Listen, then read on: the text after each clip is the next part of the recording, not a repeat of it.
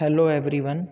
In this video I am going to discuss Lagrange partial differential equations and how to find its general solution. तो सबसे पहले हम ये देखेंगे कि Lagrange partial differential equation क्या होती है। तो लिखेंगे कि an equation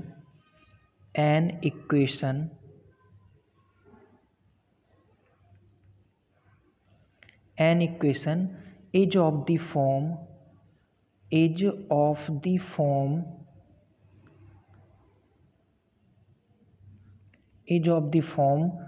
PP plus QQ is equal to R is called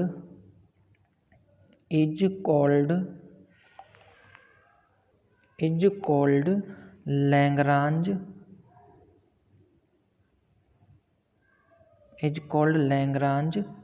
partial differential equation, where capital P, capital Q and capital R are the function of x, y and z। ये जो capital P, capital Q और capital R हैं, ये हमारे x, y, z के function हो सकते हैं, ठीक। और ये जो स्मॉल p है स्मॉल p, इसके बारे में हमें पता होता है। स्मॉल p हमारा क्या होता है, del z over del x, small q जो है वो क्या होता है, partial derivative with respect to y। अब ये देखेंगे कि हम इसको सॉल्व कैसे करेंगे, ठीक। यानी अब हम देखेंगे कि जनरल सॉल्यूशन ऑफ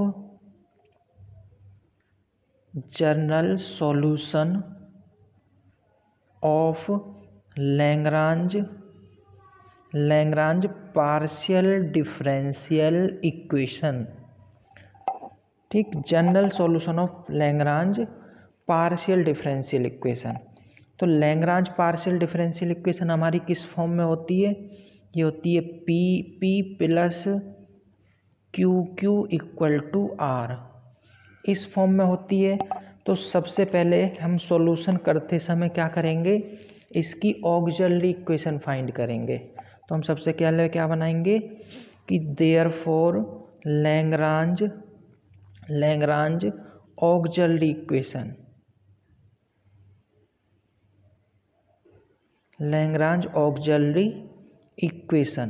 तो Lagrange ऑक्सिलरी इक्वेशन क्या होती है, इसको याद कर लेंगे। ये होता है dx upon capital P is equal to dy upon capital Q is equal to dz upon capital R। इस इक्वेशन को हम Lagrange ऑक्सिलरी इक्वेशन कहते हैं। अब इसके बाद क्या करेंगे कि ये तीन फ्रैक्शन है, तो तीनों फ्रैक्शन से हमें दो सॉल्यूशन फाइंड करने हैं। यानी इसके बाद हम क्या करेंगे कि मान लो पहले दो फ्रैक्शन को हमने इक्वल करा, एक सॉल्यूशन निकाला, या हम लास्ट टू फ्रैक्शन को इक्वल करके एक सॉल्यूशन निकाल सकते हैं, या हमारे पास थर्ड चॉइस है, फर्स्ट और लास्ट सॉल्यूशन को इक्वल करके हम एक सॉल्यूशन निकाल सकते हैं। तीन फ्रैक्शंस हैं, तीनों इक्वल हैं, इनमें किसी भी दो को एक टाइम पर लेकर एक सॉल्यूशन निकाल लेंगे, फिर किन्हीं दो को इक्वल करके एक और सॉल्यूशन निकाल लेंगे। यानी हम दो सॉल्यूशन फाइंड करेंगे और मान लेते हैं कि वो हमारे सॉल्यूशन, ये मान लेते हैं कि let u, v are solution of equation number 1 के u और v हमने दो सॉल्यूशन फाइंड कर लिए। इससे ज़्यादा भी हो सकते हैं, लेकिन हमें सिर्फ दो ही सॉल्यूशन की ज़रूरत रहेगी Lagrange इक्वेशन को सॉल्व करने के लिए। तो हमने मान ली कि u और v इनके दो सॉल्यूशन है, तो therefore general solution of Lagrange equation, तो Lagrange इक्वेशन का जनरल सॉल्यूशन क्या होगा, वो होगा phi u comma v is equal to 0, या तो ऐसे लिख दें या ऐसे लिख सकते हैं u इक्वल टू 5v, या फिर हम ऐसा लिख सकते हैं v इक्वल टू 5u। इन तीनों में से कोई भी एक सॉल्यूशन हम लिख देंगे। ठीक, तो इन तीनों में से किसी भी एक सॉल्यूशन को लिख देंगे। तीनों सॉल्यूशन एक ही बात है, तो वो हमारा क्या हो जाएगा, जनरल सॉल्यूशन। और ये जो फाई फंक्शन है, where phi is arbitrary function, phi is arbitrary function, तो ऐसे करके हम इसका एक सॉल्यूशन निकालेंगे। ये इसका क्या होता है, general solution. Phi u comma v equal to 0, या u इक्वल टू 5v, या फिर v इक्वल टू 5u। अब एक क्वेश्चन करते हैं, फिर समझेंगे कि इसको कैसे यूज करना है हमको। तो देखो क्वेश्चन सॉल्व करते हैं। क्वेश्चन है हमारा, solve p into 10x plus q into 10y equal to 10z। तो सबसे पहले क्या करेंगे, कंपेयर करेंगे, कंपेयर गिवन इक्वेशन या गिवन डिफरेंशियल इक्वेशन विद, किसके साथ कंपेयर करेंगे, with p P plus Q q is equal to R, इसके साथ कंपेयर करेंगे। ठीक, यानी कैपिटल P की वैल्यू हमारे पास क्या मिल जाएगी, 10x, कॉमा कैपिटल Q की वैल्यू हमारे पास क्या मिल जाएगी, 10y, कॉमा कैपिटल R की वैल्यू हमारे पास कितनी मिल जाएगी, 10z। उसके बाद हम क्या लिखेंगे, Lagrange auxiliary equation. Therefore Lagrange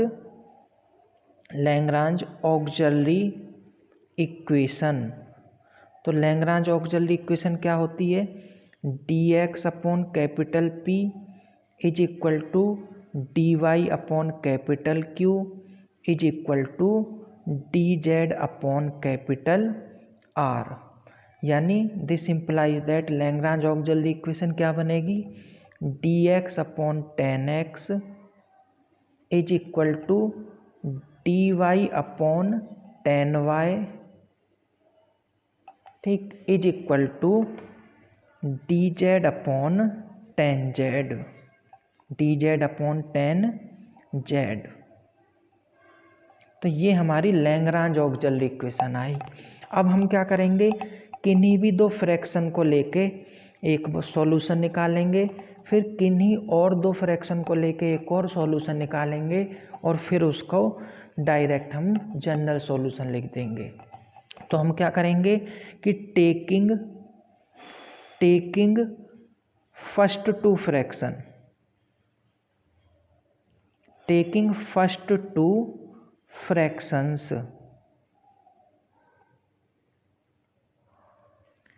first two fraction. अभी ये भी देखेंगे बाद में जैसे जैसे क्वेश्चन करेंगे कि कब हमें कौन से फ्रैक्शंस लेने हैं।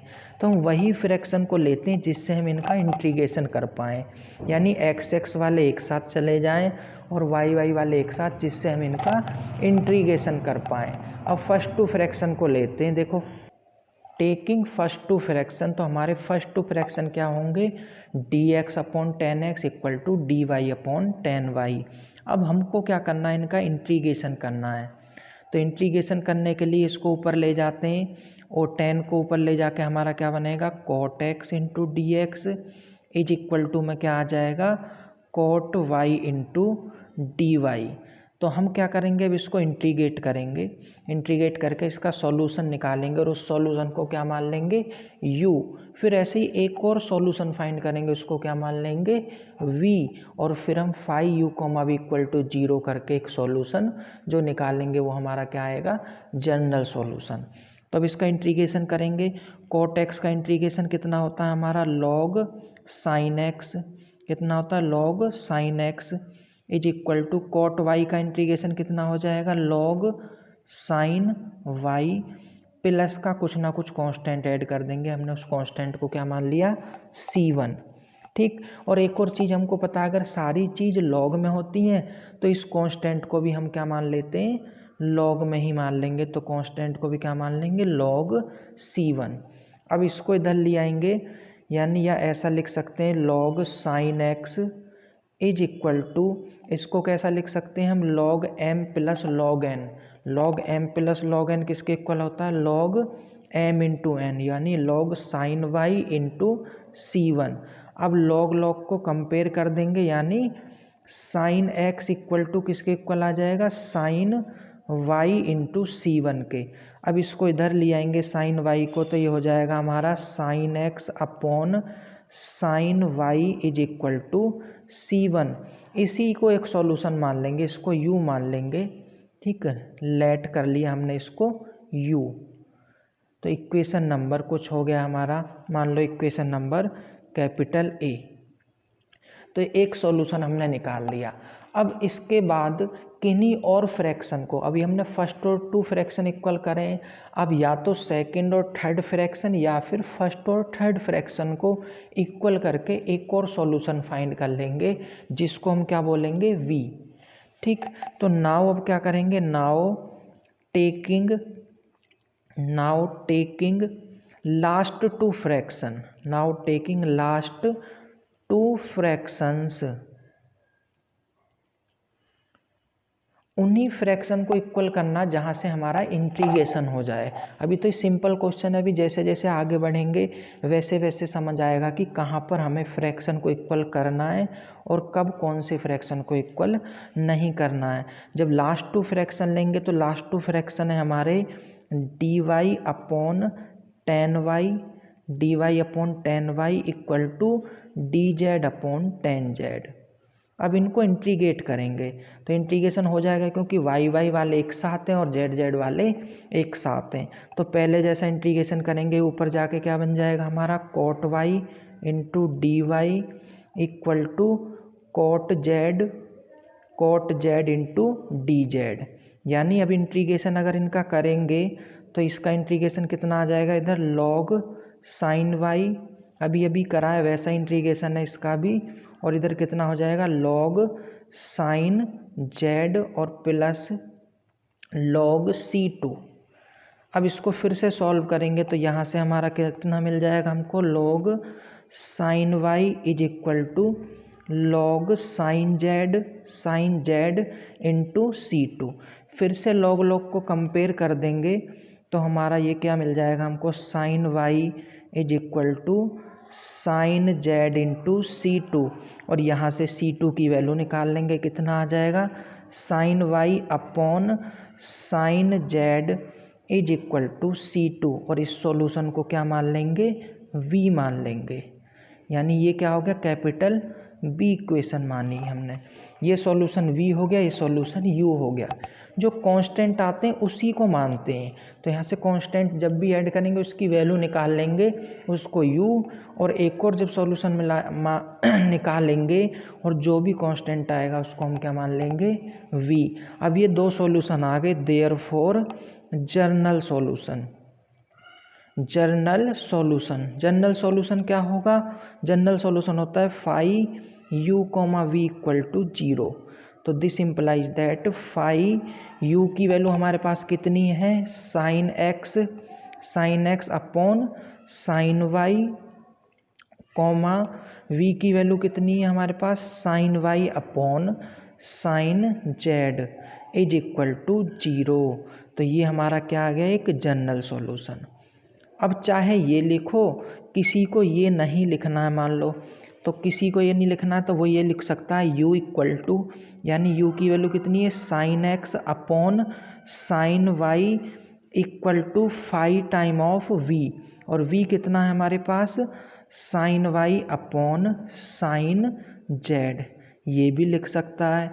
किसी को ये भी नहीं लिखना है तो वो ये वाला सॉल्यूशन लिख सकता है और करके v equal to sine u, ठीक, v equal to phi u। v की वैल्यू कितनी है हमारे पास, sine y upon sine z is equal to phi time of sine x upon sine y।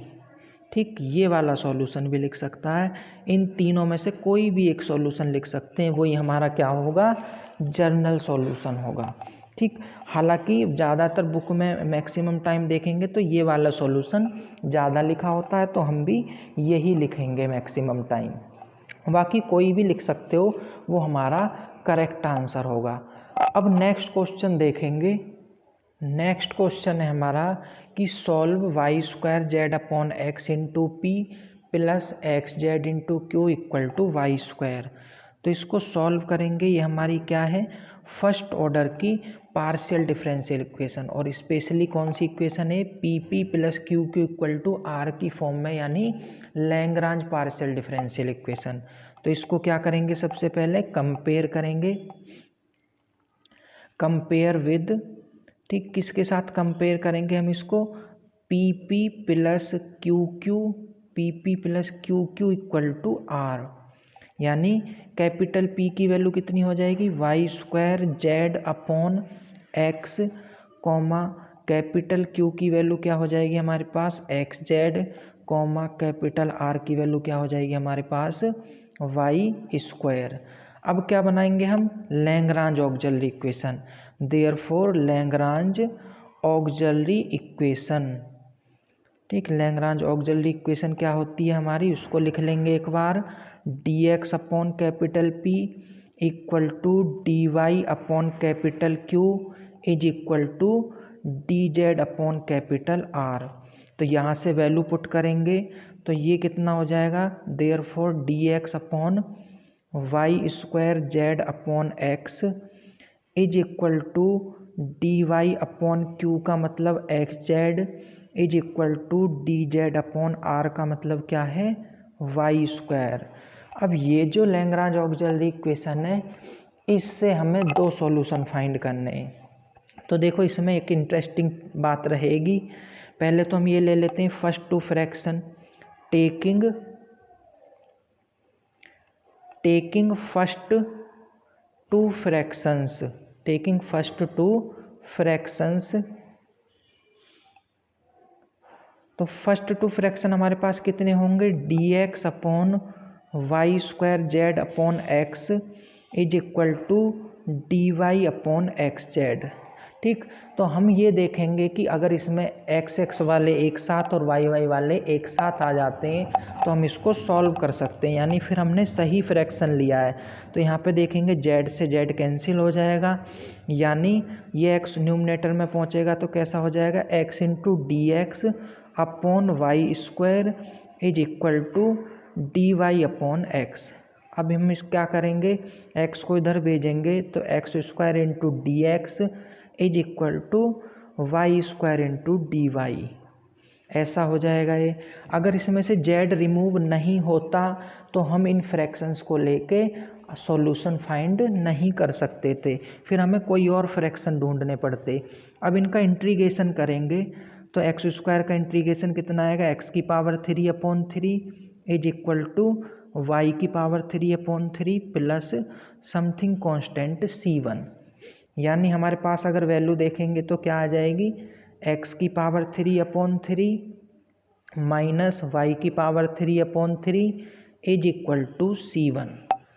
ये एक सॉल्यूशन आ गया। इस सॉल्यूशन को हम क्या मान लेंगे, u। ये सॉल्यूशन बोलो, या ऐसा कर सकते हैं और करके इसमें से 3 क्या आ जाएगा हमारे पास, एलसीएम आ जाएगा। 3 एलसीएम आ जाएगा तो 3 एलसीएम लेंगे तो देखो क्या हो जाएगा हमारा, एक्स की पावर 3 माइनस वाई की power 3 is equal to 3c1।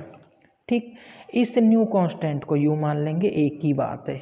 Equation number capital A या कुछ भी मान सकते हैं, ये आ गया। इसके बाद अब किन्हीं और फ्रैक्शन को लेकर हमें क्या करना है, सॉल्यूशन फाइंड करना है। अब देखो ध्यान से, अगर हम लास्ट टू फ्रैक्शन ले लेते हैं तो लास्ट टू फ्रैक्शन में क्या है, d Y upon x z equal to D Z upon y. ये तीनों ही हैं, एक फ्रैक्शन रिमूव नहीं हो रहा है, यानी कौन सा फ्रैक्शन हमें रिमूव करना है, एक्स वाला, क्योंकि हम डी वाई ले रहे हैं और डी जेड ले रहे हैं। तो इसमें क्या रहना चाहिए, वाई और जेड रह जाना चाहिए, एक्स रिमूव हो जाना चाहिए। लेकिन एक्स जो है वो रिमूव नहीं हो सकता है। अगर डी जेड के इधर एक्स होता तो हम कैंसिल कर पाते। तो अब सेकंड और थर्ड फ्रैक्शन से हम आंसर नहीं निकाल सकते हैं, यानी अब हमारे पास चॉइस क्या बचती है, फर्स्ट और थर्ड फ्रैक्शन को एक साथ लेंगे।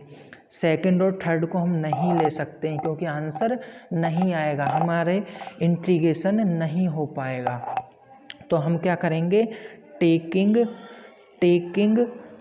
First and third fraction, taking first and